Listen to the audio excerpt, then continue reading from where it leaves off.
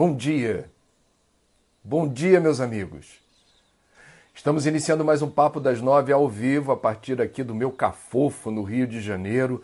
Peço licença para vocês não se assustarem assim com essa barba por fazer, mas é o meu fim de semana de folga, de quarentena naturalmente, que eu estou deixando a pele descansar um pouquinho. Nesse domingo, 3 de maio, é o dia da liberdade de imprensa, e feliz daquele que vive num país onde há liberdade de imprensa, imprensa livre, é condição para uma democracia saudável. Quem não gosta de imprensa livre são alguns dos países que eu vou citar aqui. Venezuela de Hugo Chávez, Cuba não tem imprensa livre, totalmente livre, a China não tem imprensa livre. Na Coreia do Norte, se você publica qualquer coisa que escapole ali da visão do ditador supremo, como ele se chama, o Kim Jong-un, é tudo Kim Jong-un. Eu acho que o agora neto do fundador desse Estado totalitário, massacrante das liberdades individuais, não tem jornalismo. Tem jornalismo de Estado. No Irã, quem contraria os humores do Ayatollah, que está no poder de um Estado teocrático, paga com a vida.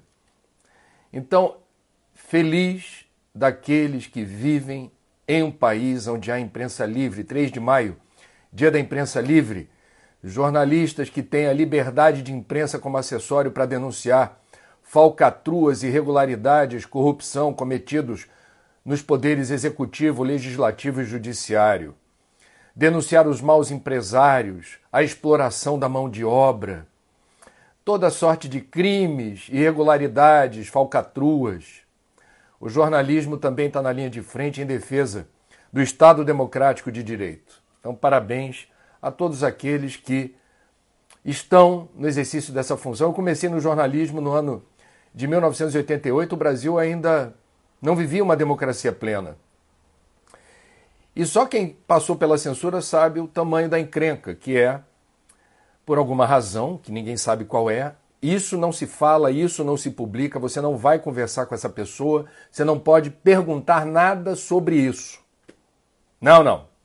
No Brasil ainda vivemos numa democracia. No que depender de mim, ainda assim, com todas as dificuldades, seguiremos em frente.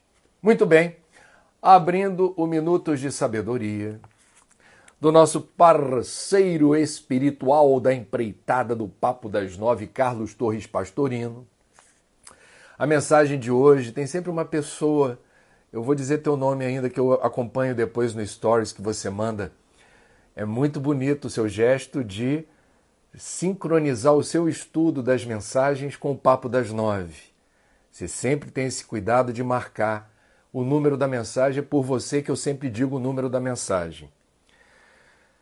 257. Mantenha sempre no mesmo nível sua coragem para o bem. Não falamos da coragem de palavras, que é fácil. Contar vantagem, todos contam.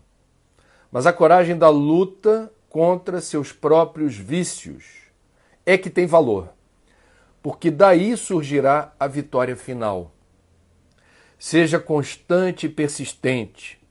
Caminhe reto para frente e para o alto e mantenha firme sua coragem na ação de cada dia em busca do ideal.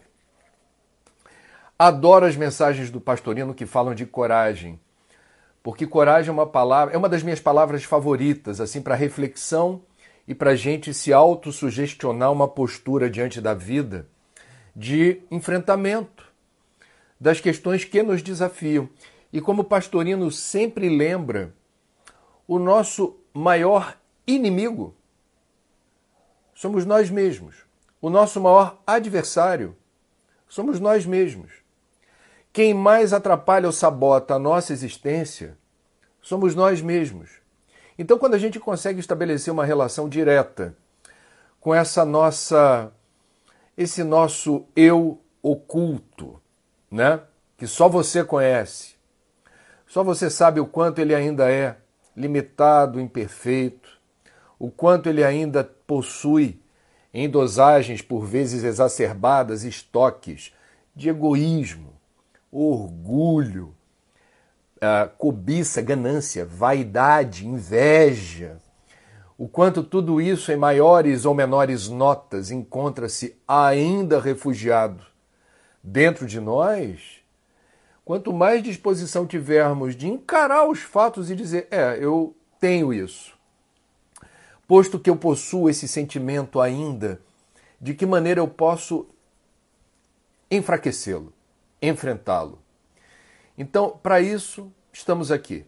A razão da existência significa descobrir quem nós somos, o que viemos fazer aqui e usar todas as ferramentas ao nosso alcance para remover todos os detritos espirituais, emocionais, psíquicos e psicológicos que atrapalham a nossa jornada. Agora, nunca perca de vista, se dentro de mim encontram-se os maiores desafios da minha existência, quando eu digo o maior inimigo está dentro de você, você não pode usar recursos que não sejam luminosos no enfrentamento do seu aspecto menos evoluído. O que eu quero dizer com isso? Você precisa se ver como o seu maior aliado, o seu maior parceiro. Então, una forças com você mesmo no enfrentamento daquilo que atrapalha seu caminho.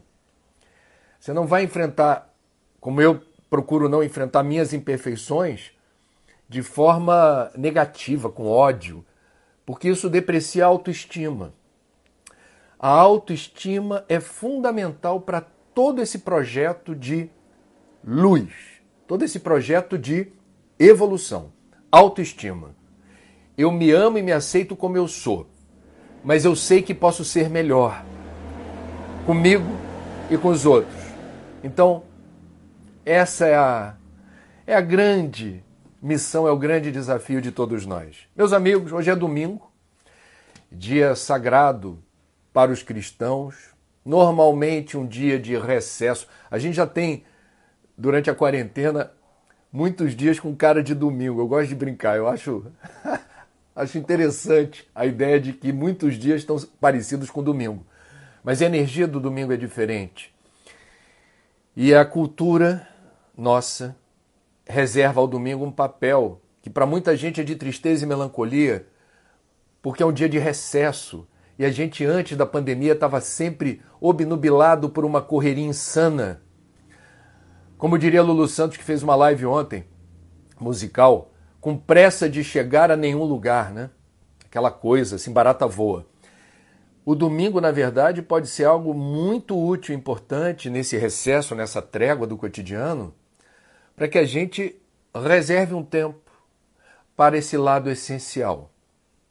Esse lado das suas inquietações íntimas, das suas aspirações íntimas, dos estudos da alma e da transcendência. Então, por isso, hoje, eu vou recomendar 2 livrinhos de um mesmo autor, que é um parceiro, um amigo, Alexandre Caldini Neto. Ele lançou pela Sextante, que não é uma editora religiosa, A Vida na Visão do Espiritismo e A Morte na Visão do Espiritismo.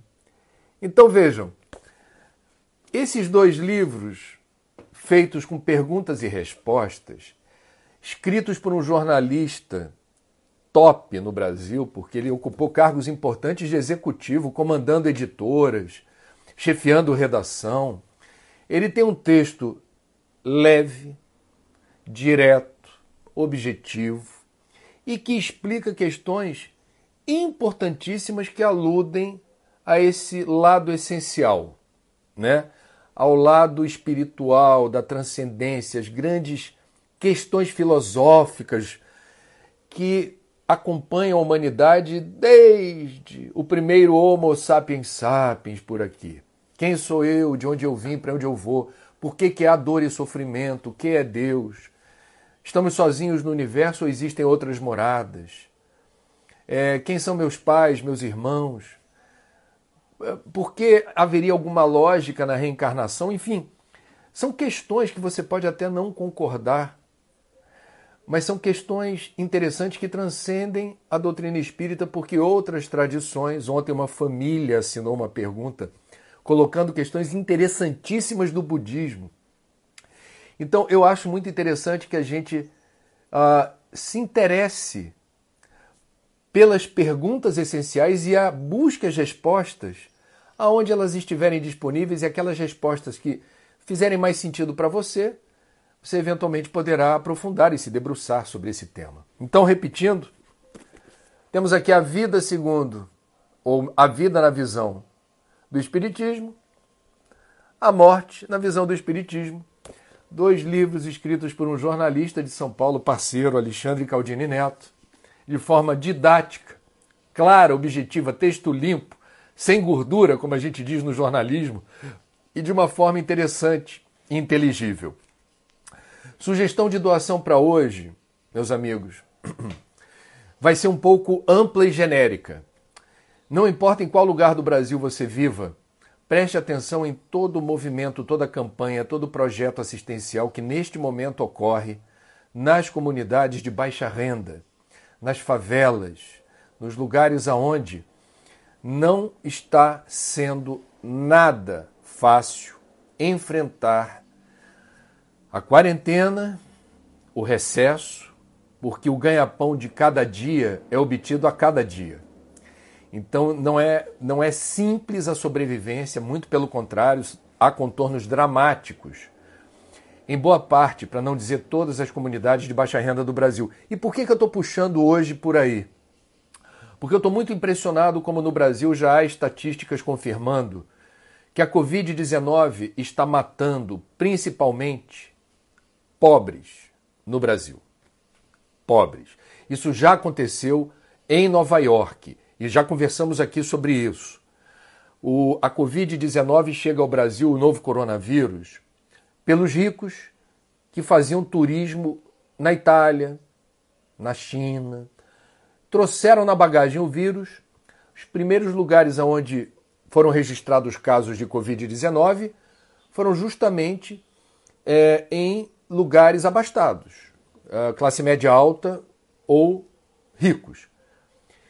Agora, o vírus tem circulação comunitária e ele é particularmente fatal nas comunidades onde há muitas doenças pré-existentes. É aquela condição dos menos assistidos que não tem plano de saúde, não tem alimentação adequada, nunca foram a um médico, raras as situações em que há condição de ter uma assistência básica de saúde bem calibrada. E aí o que acontece?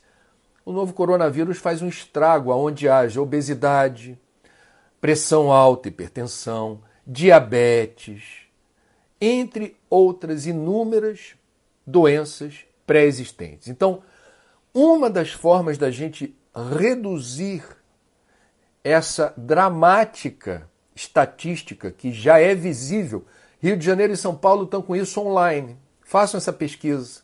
A quantidade de pessoas que vêm a óbito em favelas do Rio de Janeiro e São Paulo. É nossa obrigação, você que tem algum recurso, alguma chance de apoiar as iniciativas que já existem, as campanhas que já foram estruturadas para dar suporte, hoje é dia. Amanhã é dia, depois de amanhã também. Então façamos isso. O Brasil tem, nesse momento, o crescimento exponencial de casos. Nós ultrapassamos o Irã. Nós já somos o 8º país do mundo em número de óbitos. A gente já tinha ultrapassado a China, ultrapassamos os Países Baixos e agora ultrapassamos o Irã. Estamos com, oficialmente, esse número hoje vai subir, 6.761 óbitos, e esse fim de semana, ainda hoje, poderemos bater 100 mil casos confirmados de contágio.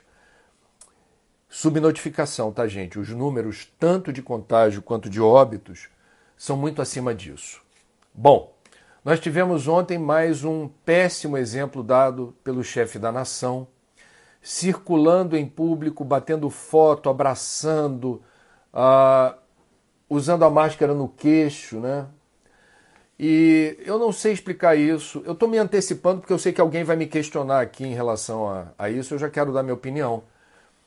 Eu lamento muito que, diante de uma pandemia mortal que flagela milhares de famílias no Brasil e deixa milhões de famílias no Brasil preocupadas, respeitando quarentena, entendendo a ciência, quem deveria dar o exemplo insiste em malbaratar ou reduzir a importância de todas as informações que o Ministério da Saúde do Brasil afirma serem importantes.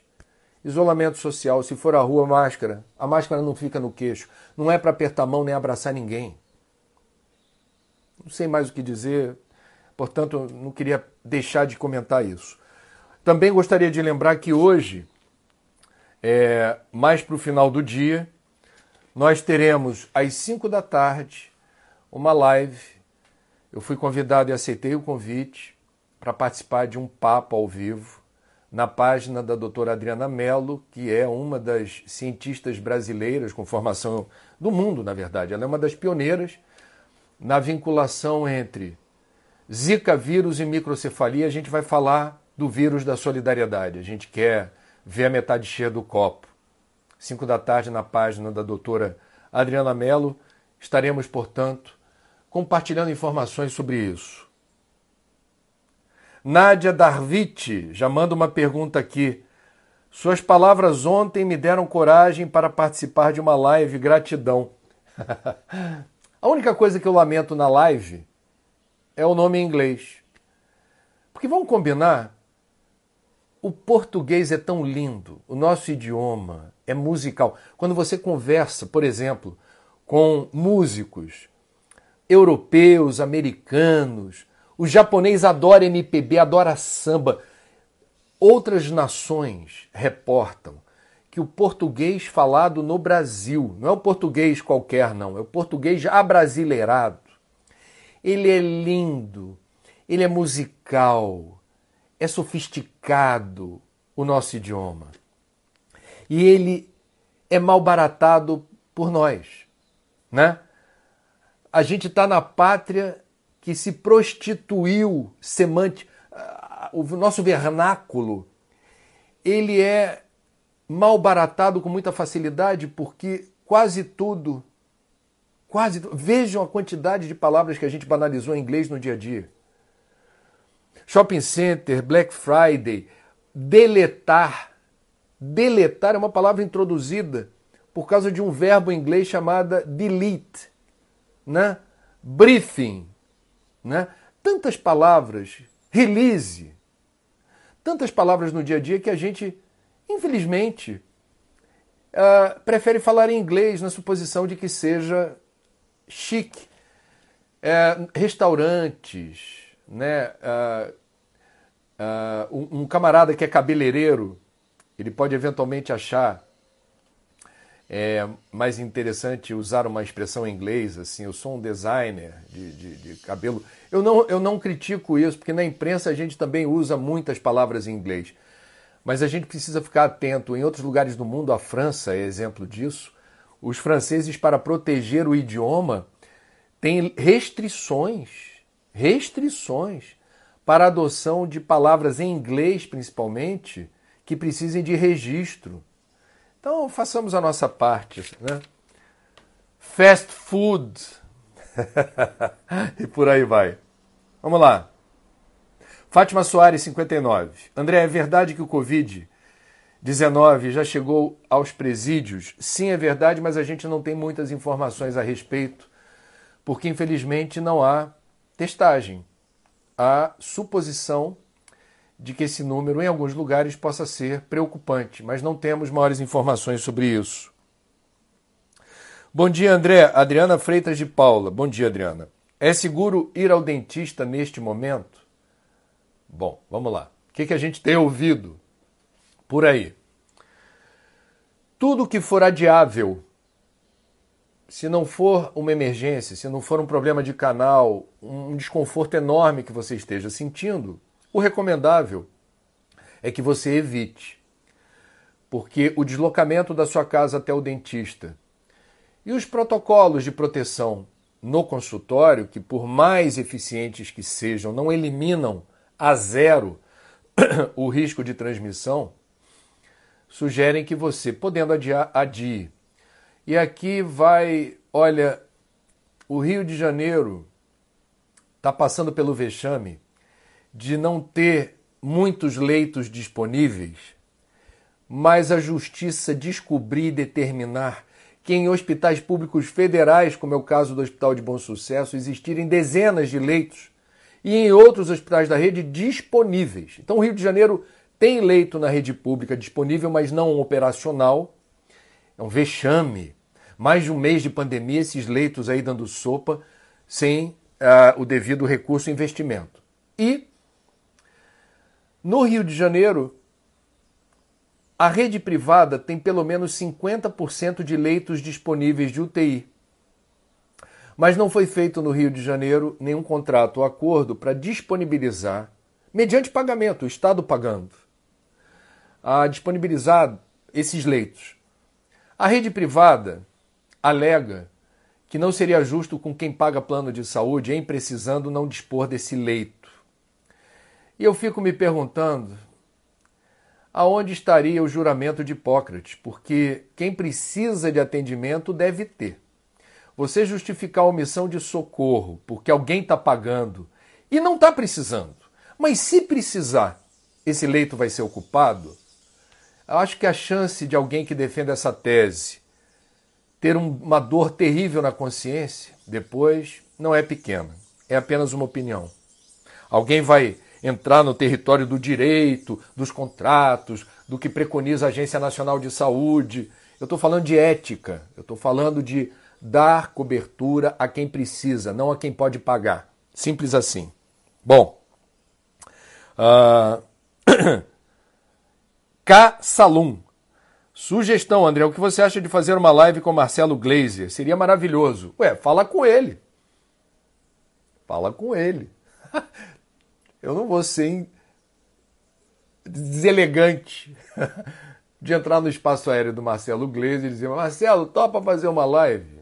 Se você tem contato com ele, da minha parte, tudo bem. Aliás, ontem foi um barato. Anteontem tivemos o papo com o Rossandro, que eu comentei ontem, foi muito bacana.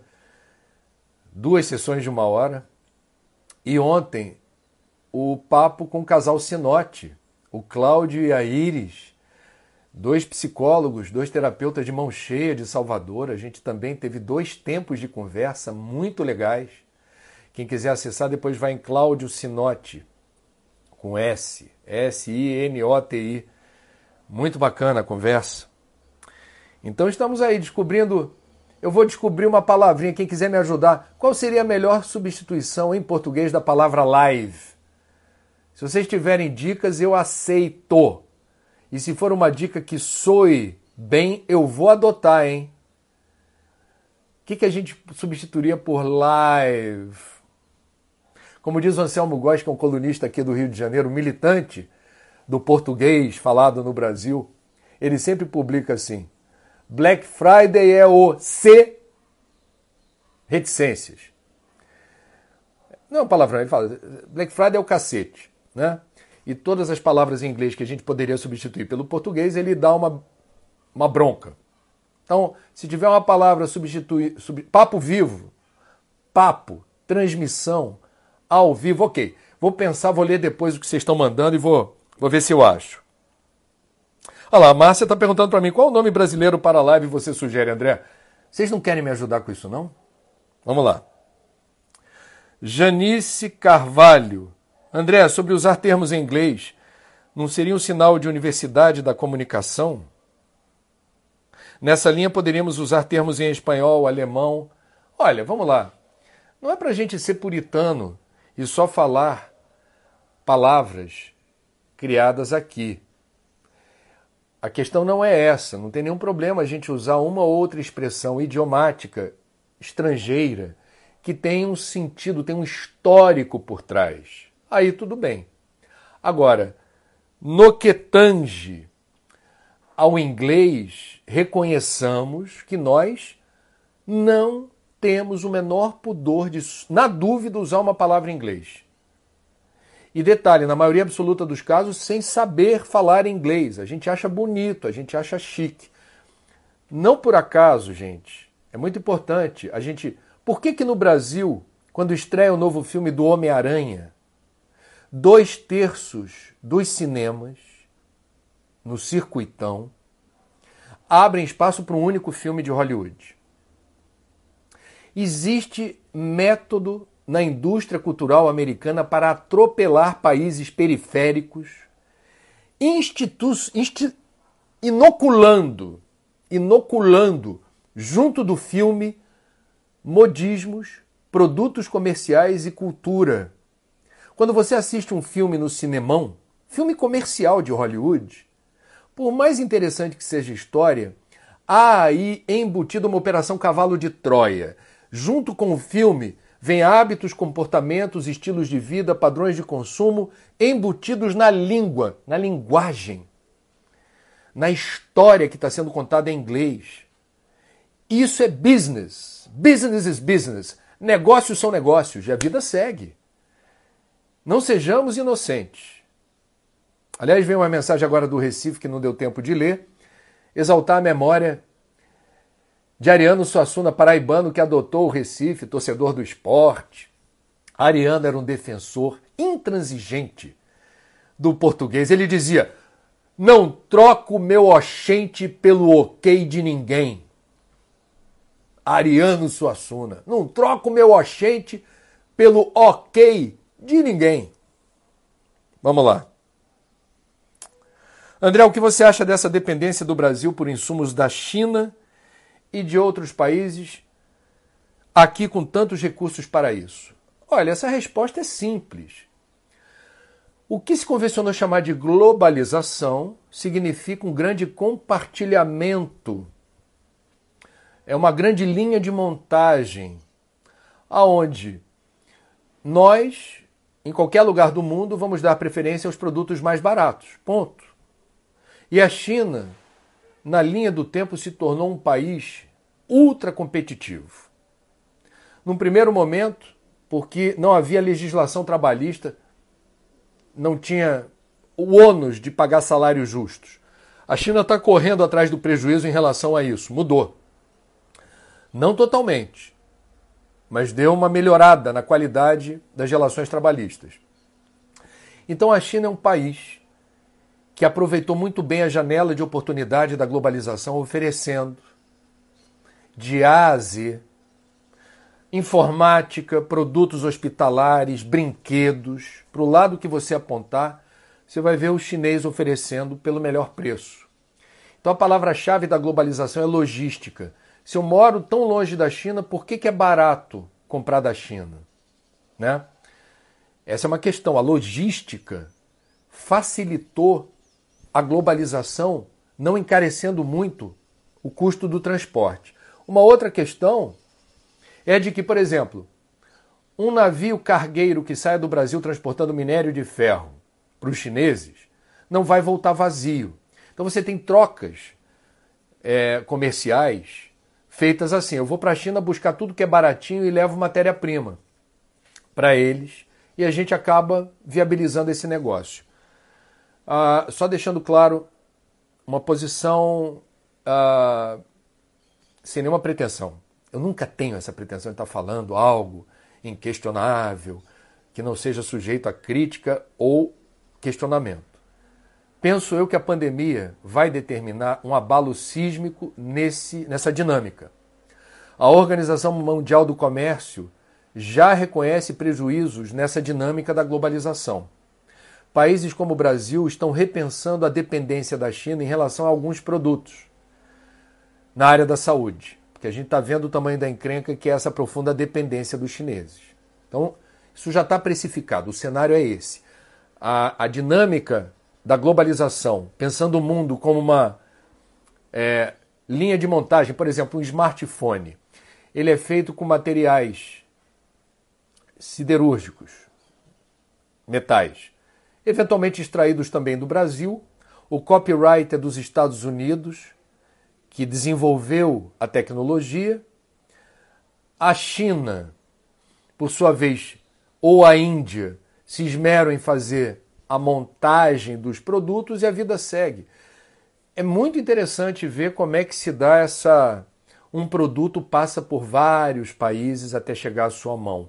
Do ponto de vista do aquecimento global é péssimo. Essa logística queima combustível fóssil de forma terrível. Mas o povo só está ligado no preço final. Aí não tem jeito. Selma Oliveira, André, muita gente desrespeitou o isolamento no Rio de Janeiro. Muita gente ainda não acredita. Olha, vamos lá. Eu tenho muita curiosidade de saber por que, apesar de todo o conteúdo disponibilizado por rigorosamente todas as mídias, a imprensa, televisão, rádio, jornal, revista, internet, todo mundo dizendo, reproduzindo, replicando os alertas, cuide-se, previna-se, proteja-se, fique em casa. Por que ainda há tanta gente na rua? A gente vai ter inúmeras causas. Uma delas é o péssimo exemplo dado pelo presidente, dia sim, outro também. Uma outra coisa é uma legião numerosa de seguidores do presidente que não reflete, não pensa, não tira suas próprias conclusões em relação a qualquer coisa. Quando você se orgulha de ir para a rua gritar mito, mito, mito, você está abdicando da sua capacidade de refletir. Você pode até seguir o atual presidente, não tem problema nenhum. Faça isso por convicção, não faça isso por dogma. Porque a tua vida pode correr risco em tempos de pandemia. Não vá para a rua. Isso é ciência. Uma outra coisa é o desespero compreensível de quem não consegue respeitar a quarentena. Eu já disse aqui, sugeri hoje doação para campanhas que tenham lugar em favelas, em áreas menos favorecidas, em comunidades de baixa renda, porque o ganha-pão se ganha todo dia. Não tem despensa, não tem comida, não tem recurso. Para essas pessoas que precisa chegar rápido, cesta básica, precisa chegar rápido a ajuda de R$600 que demora para chegar. E se você pode ajudar, ajude. Isso faz a diferença, porque é necessidade. As pessoas muitas vezes não querem ir para a rua. Elas vão para ganhar vida. Só que elas não vão para a rua fazer carreata, elas vão para a rua correr atrás do prejuízo delas, não dos outros. E temos, provavelmente, com todo respeito, a ignorância. A ignorância. A mesma ignorância de gente que não leva filho para vacinar contra o sarampo. A mesma ignorância de gente que ainda se dá ao luxo de cogitar se a Terra é plana ou redonda. A mesma ignorância de gente que acha que o aquecimento global é fake news, é falácia. E aí coloca a ciência no território da crença. Ciência não está no território da crença. Você não vai dizer, eu acredito na Covid. Não faz sentido. Ou a Covid existe ou não existe. A ciência não especula no território da fé. A ciência demonstra. Dani Barros. Bom dia, André. Meu marido Maurício começou com horta em casa graças a você. Ei! Manda os parabéns para ele. Separamos o lixo orgânico e reciclável. Que legal, Dani. Ei, Maurício. Parabéns. Eu não tenho horta em casa, né? Eu tenho inveja de quem tem. Eu tenho o meu cantinho das plantas. Tem uma outra erva ali para um manjericãozinho para botar numa pizza, eventualmente. Eu fico com pena de tirar o manjericão do vaso. Eu tenho coração mole. Eu tenho minhoca, né? Eu sou vermicultor aqui em casa. Então parte do meu lixo orgânico vai para as minhoquinhas. E eu fico feliz que você esteja cuidando da sua horta aí, Maurício, porque se você quiser dar um depoimento aí, a gente mexer com planta ou mexer com horta, a gente está mexendo com a cabeça. As hortaliças, frutinha, a gente está entretido numa atividade laboral que deixa a gente mais leve e a gente se entretém enormemente com o cuidado do jardim, cuidado da horta. Então, parabéns, Maurício, legal, mesmo. A IEA 69. André, você acha que o governo vai fazer alguma coisa em favor do povo indígena com a petição encabeçada por Sebastião Salgado? O governo não tem feito o que deve em relação aos povos indígenas. O governo tem feito vista grossa para garimpeiro ilegal em território indígena. O governo demite fiscalização do IBAMA, que realiza exemplarmente seu ofício, expulsando o garimpeiro de território indígena do Pará. O governo usa a FUNAI ou nomeia para a FUNAI pessoas que não têm o compromisso de proteger as comunidades indígenas e não defendem o direito das comunidades que aguardam a homologação de novos territórios indígenas, porque este presidente, sendo coerente com o que disse em campanha, ele não está surpreendendo ninguém, disse que o Brasil tem muito território indígena e que ele não ia homologar nem um território a mais. Então, por tudo isso que eu falei, eu não acredito que o governo federal mova uma palha em favor daquilo que a petição de Sebastião Ilhéa Salgado defende. Agora, a petição pode sensibilizar pessoas a entrarem na justiça reivindicando o direito dos indígenas não serem alvo de um genocídio pelo contato inadequado dos invasores, são os garimpeiros, os madeireiros, os grileiros, que estão, digamos, nunca tiveram tanta liberdade de ação como agora. E eles transportam, eventualmente, o coronavírus que faria um strike. Olha a palavra em inglês, desculpa. É uma devastação, um genocídio, um etnocídio terrível. Mas a petição veio em boa hora. Eu assinei. Na minha página do Facebook tem lá a carta do Sebastião Ilhéa Salgado. Sebastião Salgado é o maior fotógrafo do mundo, na minha opinião, hoje. Certamente é o maior fotógrafo do Brasil. Passou os últimos 6, 7 anos na Amazônia fazendo fotos absurdamente estonteantes da floresta e de seus povos. E conquistou a confiança dos indígenas para se deixarem fotografar. Ele conhece o que está falando. Usando a expressão da moda, ele, Sebastião Salgado e a Léa, lugar de fala.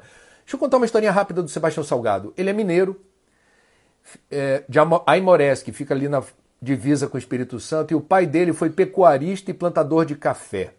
E o pai dele dizimou a terra, porque não cuidou da fertilidade do solo, dizimados tanto pela pecuária quanto pelo cafezal. A terra foi vendida, a propriedade dos Salgado. Sebastião Salgado se tornou fotógrafo, famoso, prestigiado, e resolveu comprar de volta a terra que era do seu pai, da sua família, e criou ali o Instituto Terra.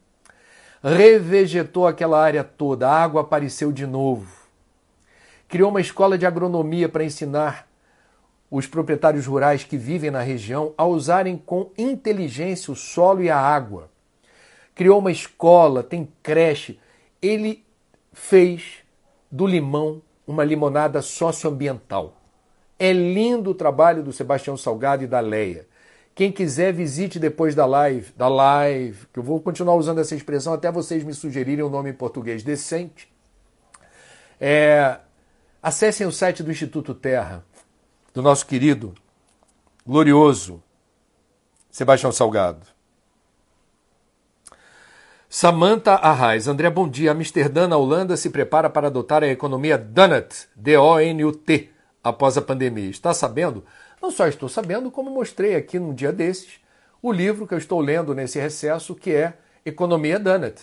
E mencionei que Amsterdã havia aderido à sugestão da economista que escreveu o livro, que diz: qualquer modelo de desenvolvimento tem que ter um teto ecológico, respeitar a resiliência, a capacidade de suporte ambiental e resolver emergencialmente os problemas sociais, principalmente miséria, pobreza e exclusão. Então, entre o teto ecológico e a base de qualquer política, que é servir a quem mais precisa, encontra-se o modelo de desenvolvimento proposto na economia Donut.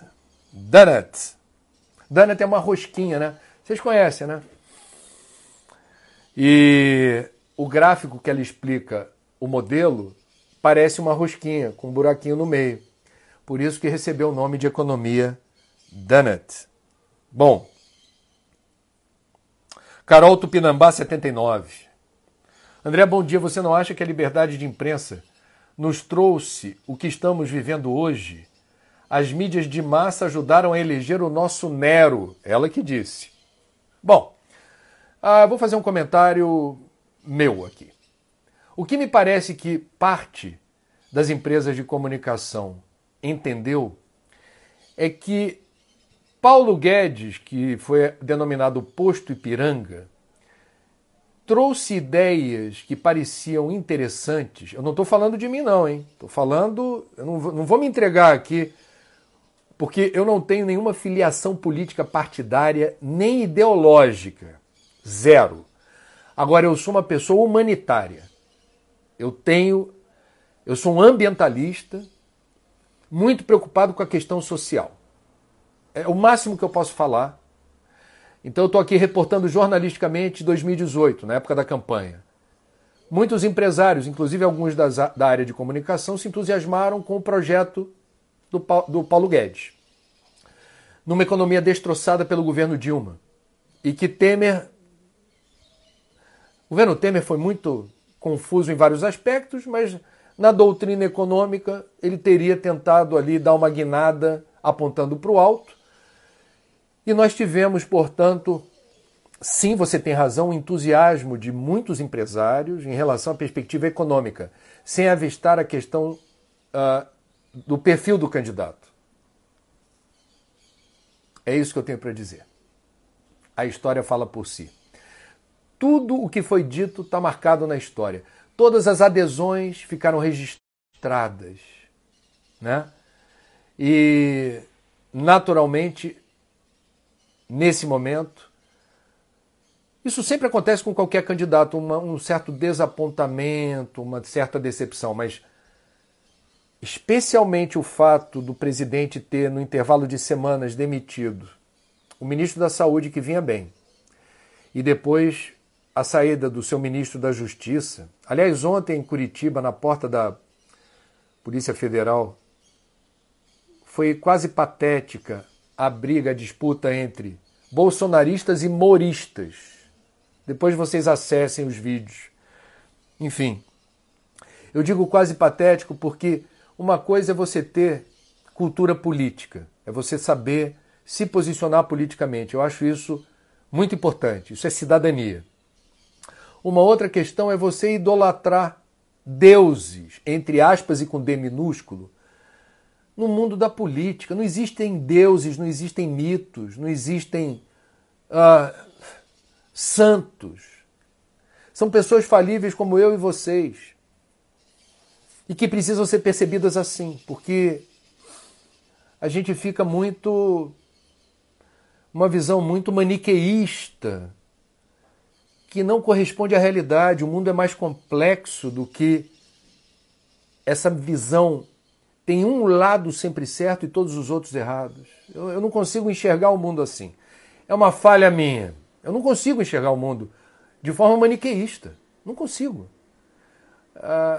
E o estudo do meio ambiente me ajudou a entender o que é a visão sistêmica. E a visão sistêmica é aquela que entende a realidade como um fenômeno muito complexo, com inúmeras variáveis. E a gente precisa prestar atenção a todas essas variáveis, por exemplo, antes de votar.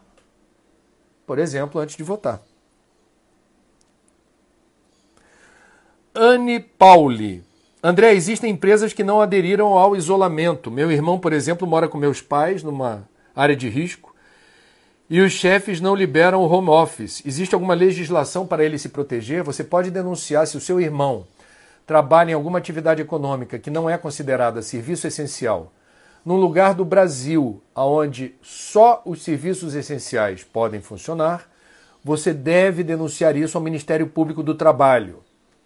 O Ministério Público do Trabalho existe para acolher denúncias desse nível, desse gênero. E eu quero lembrar aqui o que houve em Campina Grande, semana passada. Porque Campina Grande teve um movimento do comércio, uma importantíssima cidade da Paraíba e do Brasil, polo educacional e tecnológico, para quem não conhece. Fora, junto com Caruaru, ser capital do forró. Eu tenho um amigo em Campina Grande, tenho um amigo em Caruaru, não vou entrar nessa disputa. São duas cidades no universo que cultuam o forró, que é um ritmo alucinante, inebriado, endiabrado. Então vamos lá. Os comerciantes de Campina Grande conduziram uma manifestação com seus funcionários ajoelhados na porta das lojas, orando pela reabertura do comércio. Rapidamente, vários dos funcionários, indignados, se sentindo alvo de assédio, denunciaram isso para os seus respectivos sindicatos. E isso virou uma questão na justiça. É um absurdo. Tentem ver depois as fotos dos comerciários ajoelhados. Enfim. Se isso não é assédio, eu não sei o que é. Carol Tupinambá, como a ciência foi colocada nesse status de desimportância? Você poderia perguntar também por que tanto desprezo pela educação? Então a gente vai ver por aí ciência, cultura e educação ameaçam regimes autoritários e totalitários, onde não se estimula que as pessoas pensem com a própria cabeça, tenham as próprias ideias, possam ter apetite para participar da governança, sociedade civil organizada. É a minha opinião. Fernanda Malvar Hermida. É verdade que houve diminuição no buraco da camada de ozônio durante a pandemia? Sim, é verdade. Agora não sei se dá para atribuir à pandemia. A descoberta de que a área mais vulnerável da camada de ozônio reduziu é uma descoberta científica e é uma boa notícia. Só para explicar, camada de ozônio não tem nada a ver com aquecimento global, tá? Buraco na camada de ozônio significa que essa camada de ozônio nos protege dos raios ultravioleta. Funciona como um filtro. Aonde esse raio ultravioleta passa direto, exatamente no buraco que nós destruímos com certos gases, atinge a nossa pele, pode causar com muito mais probabilidade de acontecer câncer de pele, cegueira ou danos na retina e impacto sobre o mundo animal, não só nós. Então é uma boa notícia. Papai do céu fez o planeta com camada de ozônio por alguma razão. Convém a gente proteger aquilo que nos favorece. Costa Rafael. André, você tem pássaros em casa? Não, eu não tenho pássaros. Eu não quero ter pássaros e eu sugiro a quem tenha vontade de criar passarinho que, se essa vontade for absolutamente inadiável, não adquira animais que viviam soltos e foram engaiolados, porque isso é um crime inominável. E mesmo animal criado em cativeiro com asas, André, mas ele já nasceu com grade. A grade me deprime. Eu ver um passarinho engaiolado me deprime. Especialmente em períodos de pandemia, eu não quero ficar vendo um bichinho engaiolado. Não sou o dono da razão. Você me perguntou, estou te respondendo. Bicho engaiolado, para mim, é uma imagem que me perturba. Eu não gosto de bicho engaiolado, principalmente bicho que tem asa. Rosane Marinho, 98. André, está aumentando o número de pessoas com depressão por causa do coronavírus. O que você acha disso? Eu acho isso natural. Todos nós estamos enfrentando uma nova rotina. Tem muita gente afeiçoada à rotina e sofre porque desenvolveu apego pela rotina. Apego. Minha vida é acordar, fazer isso, sair de casa, fazer aquilo, voltar para casa. Aí, de repente, essa rotina não é mais possível. Se você tem apego pela rotina, você vai sofrer. Falamos ontem aqui de palavras-chave do budismo. Desapego, impermanência. Então tem gente que se deprime porque perdeu a rotina. Tem gente que se deprime e é compreensível também porque ficou confinado num espaço, por vezes compartilhado com outras pessoas, e essa convivência se torna mais tensa, compreensível. E tem gente que se deparou com a realidade de passar mais tempo consigo própria. E se descobre um estranho, porque não estava tendo uma DR consigo mesmo. Pessoas que não se conhecem, pessoas que não têm tempo para práticas que remetam a Quem sou eu? O que eu gosto de fazer? O que me apraz fazer e de que jeito? Forçosamente, no período de quarentena, estão tendo mais tempo consigo e nem sempre gostam de si mesmas. Então, para tudo isso, a solução. Então, não vamos ver a depressão que cresce apenas pelo seu aspecto negativo e preocupante. A depressão pode ser vista como um sinal de alerta, um alarme, que chama a atenção para um aspecto da tua vida que estava descuidado. Um aspecto da sua existência que foi colocado em segundo plano. E isso te deprimiu. Vou dar um exemplo. Um exemplo claro. Filho de pais dentistas. Pai e mãe com consultório. Chega a hora do Enem, esse menino quer ser ator. E os pais dizem, vida de ator é vida de nômade. Você vai sofrer muito. Não faz sentido você ser ator.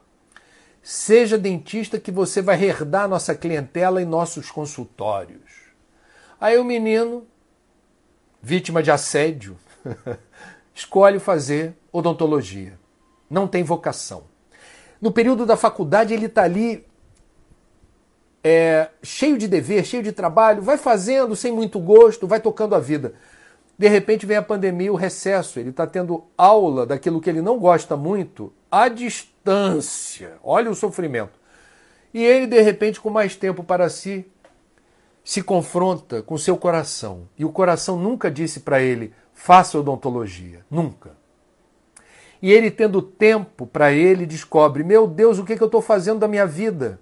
Eu vou trabalhar com o que eu não gosto, eu estou estudando aquilo que eu não gosto. O que eu estou fazendo comigo? Estou dando um exemplo baseado em fatos reais, tá, gente? Então vamos lá. Ter mais tempo para si próprio nem sempre é uma boa notícia. Porque tem gente que não se conhece, tem gente que não tem intimidade consigo mesmo. Vocês estão achando graça, mas é isso mesmo. Então a depressão, nesse sentido, é um sinal de alerta. E eu espero que depois da pandemia os serviços psicológicos, psicanalíticos, psiquiátricos, terapêuticos sejam devidamente valorizados, inclusive para comunidades de baixa renda onde não há dinheiro para pagar a sessão. Porque tem muita gente entrando em parafuso porque a porca já estava frouxa. Não coloquemos a culpa na pandemia. A pandemia acelerou um processo que mais cedo ou mais tarde poderia eclodir. Percebe? Então, todos nós estamos sendo desafiados a perseguir objetivos novos. O objetivo mais nobre que existe é a sanidade. Todo dia. Acordou de manhã, qual é a minha prioridade hoje? A minha sanidade. O meu apaziguamento, a minha serenidade. Não quero discutir, não quero brigar, não quero elevar o tom de voz gratuitamente. Se eu tiver que dizer não, ou se eu tiver que me desentender com alguém, que seja com amor, respeito e tolerância. Eu quero aprender a ter paciência. Eu vou contar até 10, pelo menos, antes de falar qualquer coisa quando eu estiver enervado. É isso. E estado depressivo não é sinônimo de depressão. A gente pode conversar mais sobre isso outro dia, porque esse papo rende. Estado depressivo é da vida. Todos nós passamos por estados depressivos. Todos nós passamos por estados depressivos. É da vida. Agora, depressão, não. Depressão é uma anomalia na bioquímica do cérebro. Vai requerer atendimento especializado. Quem é portador de depressão vai precisar de ajuda de um especialista na área médica e vai precisar do entendimento e da solidariedade da família e dos amigos. Eu não vou me alongar aqui porque esse papo vai longe. Aliás, amanhã é um dia excelente para falar sobre depressão porque na nossa cultura estigmatizou-se a segunda-feira. Meu parceiraço, amigo, gente boa demais, Chico Pinheiro, adora dizer até que enfim é sexta-feira. Eu nunca vi ele dizer até que enfim é segunda-feira. E a gente precisa dar o devido valor à segunda-feira porque é o início da jornada. na cultura que estabeleceu, depois do domingo de recesso, a segunda-feira de uma atividade útil, ocupacional. Eu, sinceramente, acho que todo dia é dia de a gente ser útil e todo dia devia permitir o momento do recesso e da trégua, para o refazimento, para a sintonia estabelecida com coisas boas que te elevem a alma, que te depurem o espírito, que clareiem a sua visão, que abram os seus caminhos. Então, depende de nós temos esse poder. Não é preciso mais do que alguns poucos minutos para o asseio mental, a higiene mental. Essa profilaxia espiritual que faz toda a diferença. Elaine pergunta o seguinte: o Papo das 9 irá terminar ao final do isolamento? Alguma chance de continuar? Elaine, eu estou vivendo cada dia o seu cada dia, né? Eu vou pensar nesse assunto. Eu vi que alguns de vocês já sugeriram. Terças e quintas eu dou aula na PUC de 9 às 11. Quando voltar o período escolar, né? Eu vou ter que terças e quintas dar aula. Mas tem os outros dias, eu não sei. Eu estou podendo fazer todo dia porque a gente aqui está com tempo para isso. E eu não deixei de trabalhar. Mas de manhã eu tenho esse momento. Por enquanto está dando. E eu espero que seja pelo tempo que for necessário. Eu tenho essa necessidade de compartilhar com vocês coisas que eventualmente sejam úteis. E eu sinceramente não esperava esse retorno todo. Eu não sou muito afeiçoado a Instagram. A Ariane, que está fazendo hoje a seleção aqui das perguntas e está pilotando, né, esse trabalho, veio dela. Assim, Instagram, André, Instagram é isso, é imagem, não é texto. André, live no Instagram, ela dá o bizu. E eu sou da área da comunicação. E eu acho que, especialmente em momentos de crise, a comunicação precisa dizer a que veio. Ela precisa ser veículo de informações úteis, relevantes, que tragam horizontes, perspectivas de solução.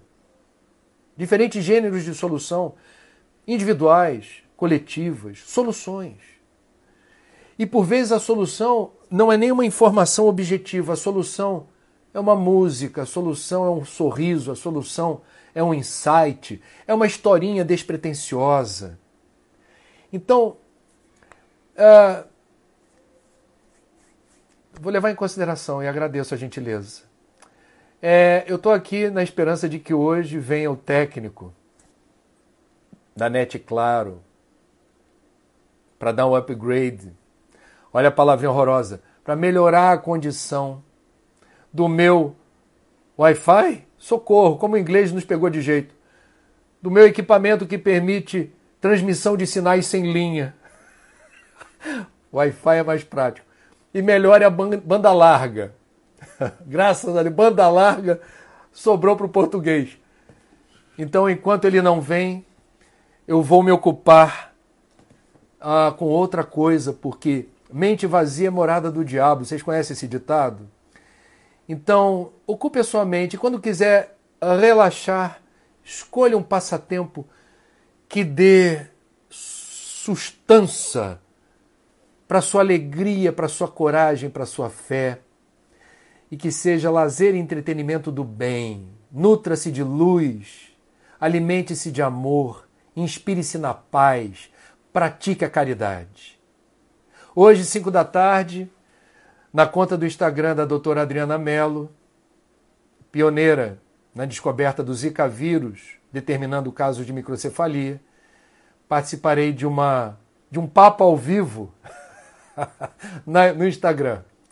Esse papo fica no meu Stories. Socorro, gente, agora que eu falei mal do inglês, eu estou refém desse idioma. E depois vai para o YouTube. Socorro, Brasil! Viva o português, Ariano Suassuna! Até me empolguei. Não troco meu oxente pelo ok de ninguém. Fiquem com Deus, tudo de bom, até a próxima. Até amanhã, 9 da manhã.